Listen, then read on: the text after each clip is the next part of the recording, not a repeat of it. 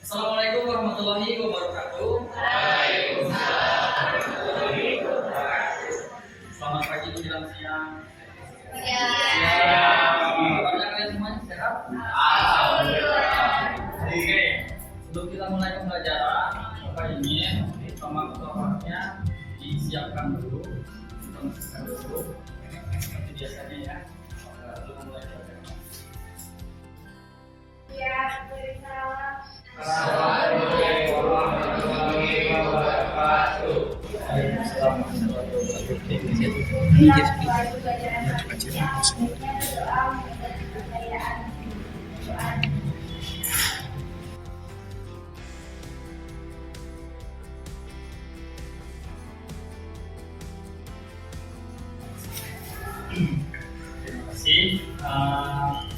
Selanjutnya Bapak ingin mengabsen atau mengecek kehadiran kalian di kelas ini dari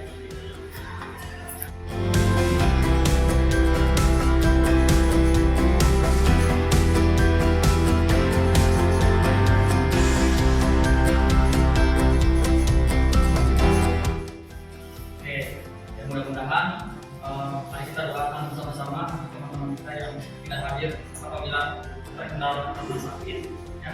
Mudah-mudahan diberi kesembuhan. Amin.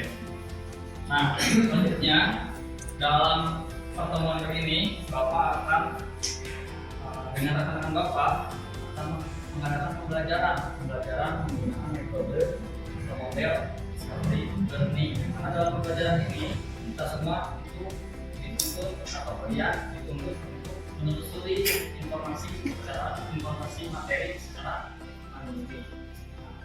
Ya. Nanti dibentuk beberapa kelompok dan beberapa kelompok yang berdiskusi dan kalian akan menyampaikan apa yang sudah kalian diskusikan tersebut. Nah, itu tujuan untuk pertemuan kita saat ini. Oke, selanjutnya untuk mengefektifkan waktu, Bapak serahkannya pada Bapak pada Pak Reza Duo.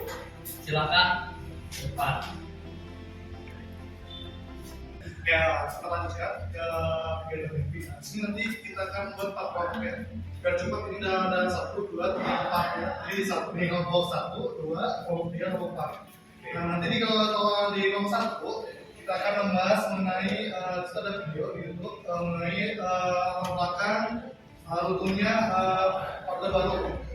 Nanti yang topik kedua ini mengenai kebijakan media Habibie, salah satunya itu untuk menumpas KKN pada era Presiden Soeharto. Nah, nanti yang topik ketiga, kelompok 3 akan membahas mengenai kebijakan-kebijakan yang populer di era Gus Dur. Dan nanti yang keempat adalah kebijakan-kebijakan era Megawati. Dan sekarang kalian karena sudah ada kelompok, silakan berdiskusi mengenai topik tersebut. Silakan. Waktunya 5 menit dari sekarang.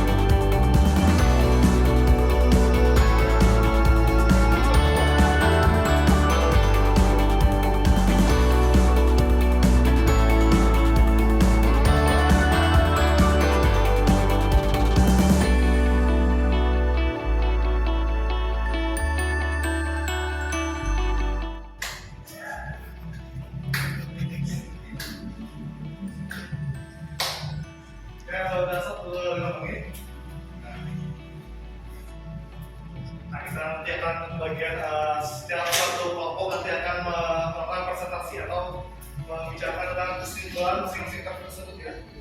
Oke, untuk kegiatan selanjutnya nanti akan disampaikan oleh Bapak Reza. Untuk sesi diskusinya tema untuk waktunya selesai. Sekarang mari kita diskusikan dari hasil apa nih yang udah kalian pelajari. Baik, dari kelompok satu dulu deh. Kelompok satu coba kalian sebutkan apa sih yang kalian pelajari dari tadi barcode yang udah kami berikan. Siapa perwakilan satu orang saja? Boleh kan presentasi mandiri? Peristiwa 1998 atau kerusuhan Mei 1998 ialah kerusuhan Raisa terhadap etnis Tionghoa yang terjadi di Indonesia pada 13 Mei sampai 15 Mei 1998, khususnya di ibu kota Jakarta. Namun juga terjadi di beberapa daerah. Sebabnya krisis terhadap pemerintahan Orde Baru dan kerusuhan ekonomi akibat dari krisis finansial Asia 1997. Hasilnya, penggunaan diri Presiden Soeharto dan pembentukan Satgas Reformasi Pembangunan di daerah. Baik, dari kelompok yang lain ada pertanyaan untuk kelompok satu? Ya, silakan.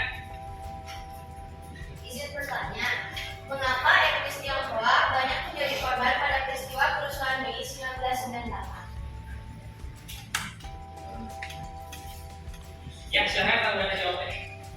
Izin menjawab, yang menjadi latar belakang etnis Tionghoa menjadi korban pada peristiwa kerusuhan Mei 1998 di Jakarta adalah pengusaha Tionghoa mendominasi perekonomian. Adanya relasi antara pengusaha Tionghoa dengan pengusaha Orde Baru, status keluarga negaraan dan sentimen anti Tionghoa.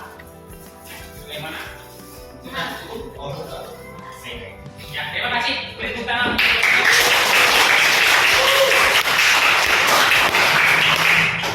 Udah ya, tepuk tangannya jangan terlalu lama.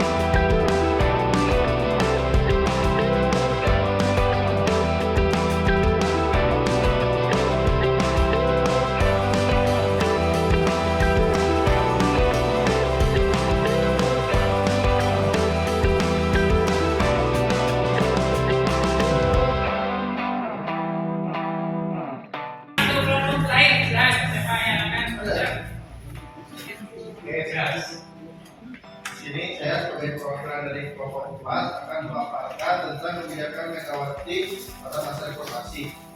Yang pertama ada kebijakan di bidang politik.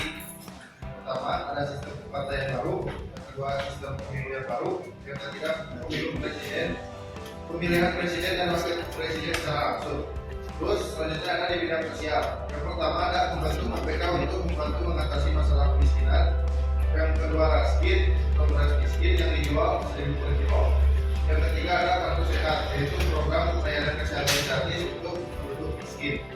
Selanjutnya ada kebijakan pemberantasan korupsi. Yang pertama, mengubah kebijakan yang mendorong orang untuk tidak korupsi. Yang kedua, menata kembali struktur dan intensif yang berlaku. Yang ketiga, mereformasi lembaga hukum. Terus selanjutnya ada kebijakan di bidang hukum. Yang pertama, merumuskan konsep reformasi hukum secara penuh. Yang kedua, menerbitkan ketentuan perundangan tentang HAM. Yang ketiga, meningkatkan kapasitas lembaga peradilan. Terus yang ketiga ada di bidang ekonomi. Yang pertama, menerapkan kebijakan moneter dalam mengatasi inflasi dengan cara mengendalikan jumlah uang yang beredar. Yang kedua, membentuk tim nasional pertumbuhan investasi. Dan yang terakhir adalah menerapkan kebijakan jual beli. Ya, terima kasih. Baik, ada pertanyaan untuk kelompok 4? Ya, silakan. Kenapa waktu itu Ibu Megawati menjual limbah satu? Bagaimana kelompok 4?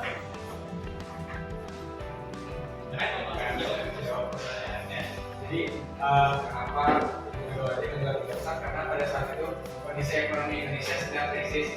Jadi dengan dijualnya Indosat, dengan asetnya hasil penjualan, Indonesia punya modal untuk memproduksi komoditas yang kemudian bisa dijual ke luar negeri. Jadi Indonesia juga berkembang. Oke, beri tepuk tangan untuk kelompok 4.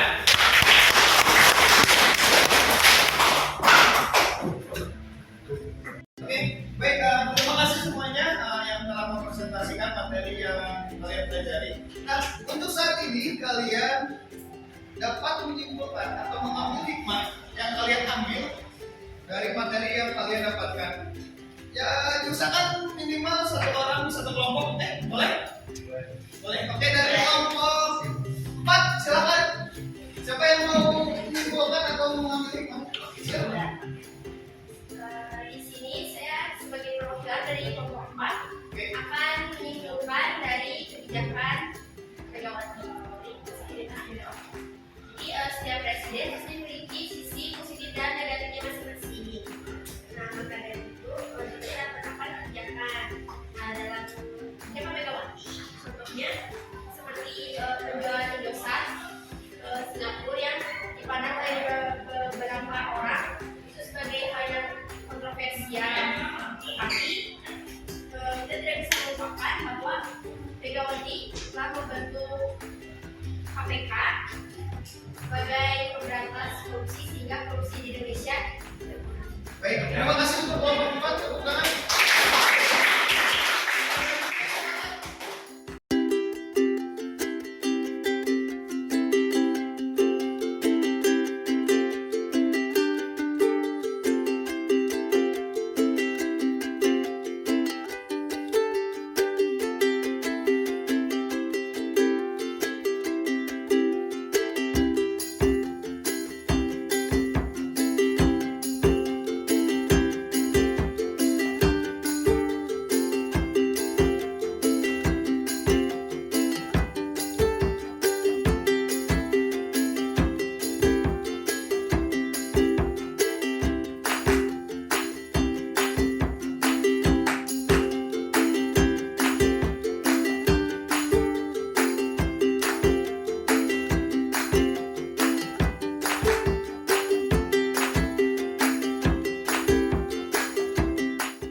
Jadi untuk kesimpulan hari ini yaitu di setiap pemerintahan atau presiden pasti ada sisi baik dan buruknya. Dan kita juga bisa mengambil sisi positifnya seperti apa dan buat pembelajaran dari sisi negatifnya untuk kedepannya seperti apa. Oke?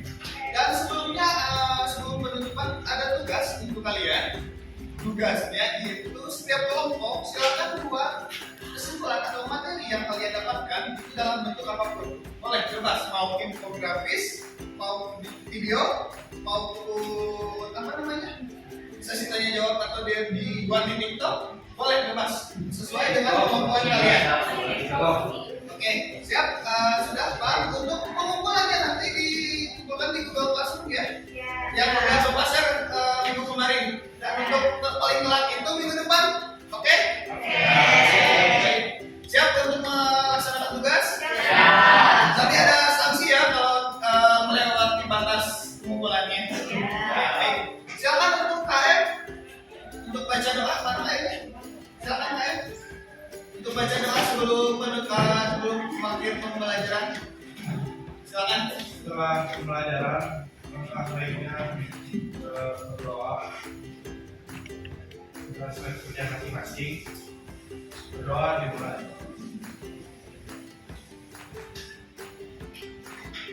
Berdoa.